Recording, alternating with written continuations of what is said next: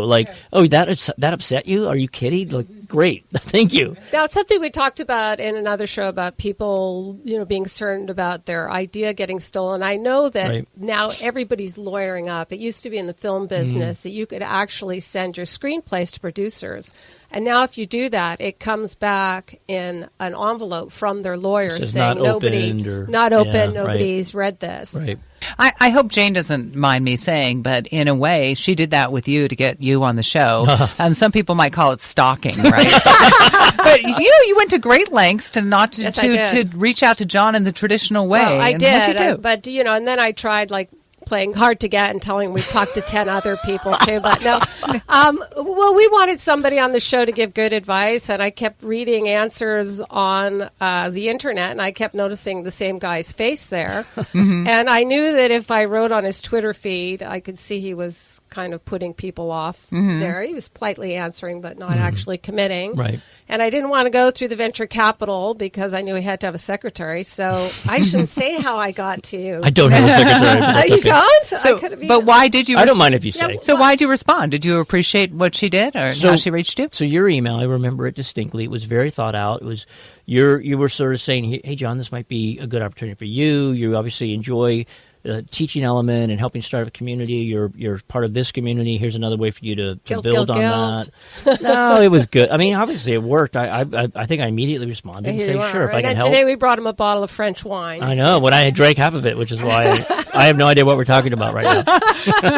No, I like it. Yeah, getting in the back door, not the front door. John Greathouse joins us every week and just gets better. Thank you so much for joining us. Ask John at coworkradio.com. We'll see you next week, John. Thank you. Thank you, John. And after the break, Rodney Loehr is here. He is the founder of Aquaviable, and he literally makes pure water out of the air. You are listening to Cowork Radio. Please follow us on social media and download episodes on iTunes or coworkradio.com. We will be right back.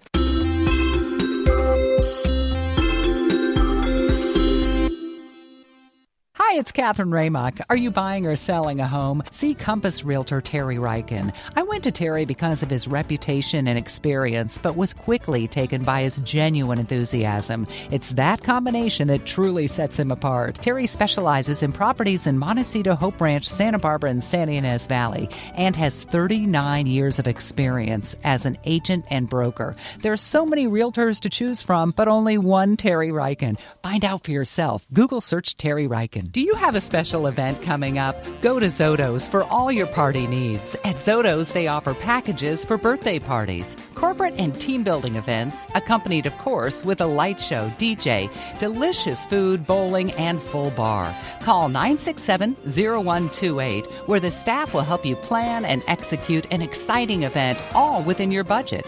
Go to Zotos.com to book your party now, because when you're having an event, it's got to be Zoto's. Koto Group. We are a boutique property management firm located here in the Central Coast. We are small enough to prioritize your business and large enough to match the right tenants with your property. Koto Group. We work for you 24/7 with around-the-clock marketing and emergency service. At Koto Group, we use leading-edge software, making us efficient and cost-effective. Koto Group. Property management for the 21st century. Impulse is Santa Barbara's choice for reliable, high-speed fiber internet and cloud-based phone systems. Impulse offers best-in-class internet connectivity customized for your business needs. Impulse takes a high-touch approach to service, managing every aspect of your communications from the phones to the router to the internet, all provided by great local people who know you and are easy to talk to. Impulse has learned it's actually not just business, it is personal. Find out how Impulse can make your business more successful. Visit impulse.net today to learn more.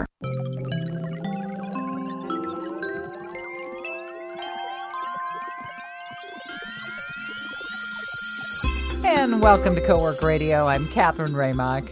And I'm Jane Walker-Wood. And we are here right now with Rodney Loehr. He is the co-founder of Aquaviable Solutions, and he spent 15 years in public and private water sectors. We'll talk to him a little bit about that. Co-founded Aquaviable Solutions, basically, that brings water from air to our drought-stricken California. And first of all, welcome. How are you, Rodney? Thank you for having me. I'm doing well. Really? Hey, you actually did not grow up in California, right? Where did you grow up? I grew up in the northern part of Arizona in a rural area outside of Flagstaff.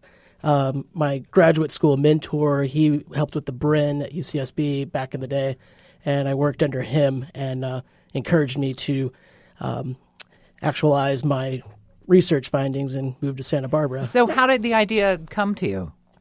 The idea of making water from air with this technology came to me after I had finished my grad school studies. I moved to L.A. I worked with a wholesale vending machine company doing vending services, and I had to help out with some of the service calls. And one of my first service calls, they said the machine's running, but the sodas aren't getting cold. I said, all right, unplug it. I'll come down there and take a look. Drive down there, and the office manager is furious at me, and there's a puddle of water on the office floor, and I'm on my hands and knees with paper towels. I'm like, wow, this is a lot of water. This is a lot of water. I had just finished getting my master's in water resources management. It's like, interesting. So basically, is the machine taking condensation from the air and then putting it through filters? So I get a glass of water. A lot of our listeners are not technical, so. I make water from the air, just like how water forms on a cold glass. Why you may be to be reminded to have a coaster at your aunt's house, that's the water we use. The water is thankfully so pure that we make out of the air. It requires minimal treatment. We do that to comply with California's. What happens, sorry, because right now we've got a big fire going on in California. What happens when there's a lot of pollution in the air? Can you still take the water out of the air? Well, we treat the water. So there's a number of filtering treatment systems, the first one being an electrostatic air filter. So a lot of the particulate matter, dust, smoke stuff will get caught within there. Have a active carbon filter. They'll catch the other things that are floating in the air, and by that point, hit it with UV light, put a little bit of alkalinity into the water, make it taste better, healthier. And that's fascinating, because I was actually just at Home Improvement, and a lot of the stores are running out of water, bottled water here. So this is a great thing to have in your home in case of emergency, an earthquake or a fire. Right, and that's why we've partnered with solar panel companies. So when the power does go out because of a fire, the grid that we just experienced here, you still have premium quality drinking water available for you and your loved ones. It almost sounds too good to be true. And I've got to think, has somebody else thought of this and tried it before? But first, what kind of quantities of water are we talking about, and how long does the process take? So we have a number of products. Our most popular is the AV5. It makes 5 gallons of water a day for home and offices. We're then able to scale the technology up. It's essentially bigger fans, bigger tanks. We haven't built one yet, but building inside a 40-foot shipping container, and we can make somewhere between 900 and 1,200 gallons a day. We're working to get a unit to Puerto Rico. We've got to get the electrical grid stuff taken care of So first. it sounds like once you get the technology down, could a home actually operate on this? You could actually turn on your water or shower? Mainly drinking water. Is that the idea? Well, the drinking water is the low-hanging fruit, essentially, that most startups, they have to hit to kind of catch their stride. We do have designs and the means. We've talked with developers where you integrate this system on their roof, and it simultaneously will cool the home and make water that you can then use, for showering. Really? For and even preparation. Enough for the laundry? And Yeah, for a family of 4 to 5, you're going to need at least 400 gallons per day. And we have units that can do that. That's fantastic. I actually like to rinse my hair with pure water after to get the chemicals out. Why does that's that in not the water. surprise me? Well, it's the water here in town is It's not the best. I would say, chewy. There's a lot of stuff in there, and that's what makes our water taste so good. And that's why Now, having people what taste it. if I'm in California? It's usually pretty moist, the air here, or where we are in Santa Barbara. What about places like Arizona where it's really dry? Can you still make water, or is it a lot less there? It's significantly less, and also not as reliable as the coast here in Southern California. During the monsoon season in Arizona, it'll work fantastic. It'll make lots of water. But however, it's not consistent throughout the months like here we are on the South Coast. How do you actually, because you can't package or you can't get a trademark or on something like taking condensation and turning it into water, right?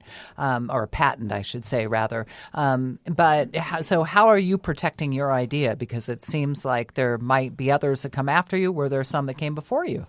Well, the short answer is branding, making Aquaviable a recognizable and trusted source for your water. That's why our logo is kind of unique. People see it, and we found market testing. People either love it, they hate it, but they remember it, and that they know what we stand for. That's a good thing. To talk about the patent issues, we have some provisional filings. We've done some interesting things. We're waiting on those. But the original idea goes back to 1901, a brakeman on the South Louisiana line. He's on the back. This is during when refrigerated rail cars first come into existence, and he's in the back just getting splattered with water. He's like, man, it'd be great if I could just catch this water and not get hit by it all day. And that's when it first came to be. Is making that happen. That's incredible. Yeah. I was really interested when you said you're going to send a machine to Puerto Rico because my parents live in the Virgin Islands, and it's a real problem drinking water, and especially right now. They have a generator, but most people don't even have regular water. So how, as a society, can we get more of these machines to places that really need them for emergencies? Well, that's what Aquaviable is doing. When I started working with the technology, our small unit was not nearly as efficient. It was much less user-friendly, and it cost $4,800. We've now cut that price down to a quarter of that, and it works really great. We are talking with Rodney Loehr, the co-founder of Aquaviable, basically creating water out of the air. And I've got some questions about partnerships for you in just a second. But how does relative humidity affect your process? Richard, the engineer, is asking that question. Let's give him credit.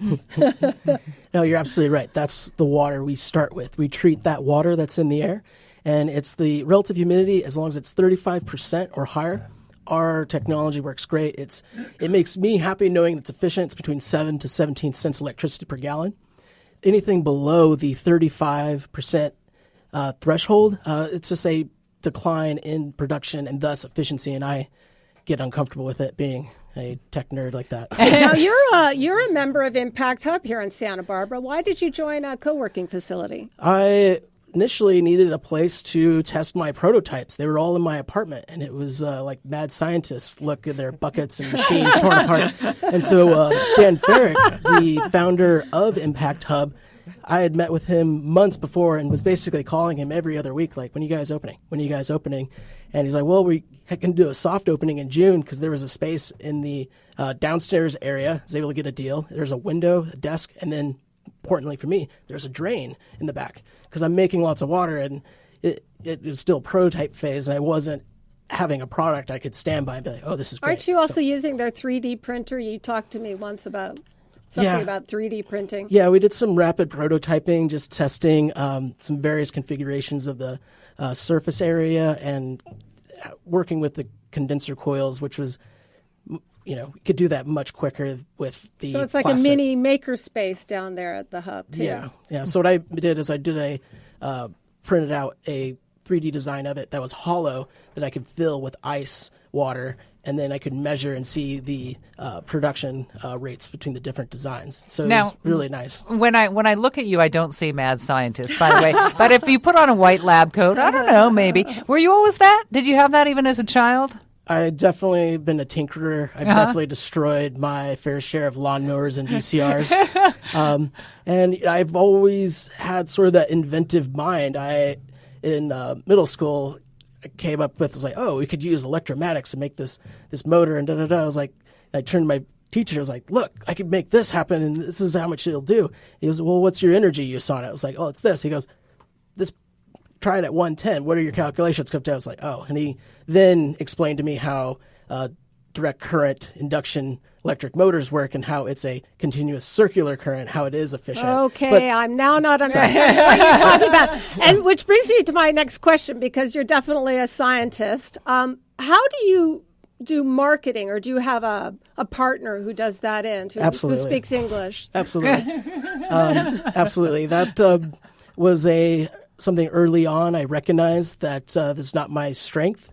And my business partner, he has experience building brands and marketing and those sort of channels, and able to make it down to where I make water out of the air. I make great tasting drinking water.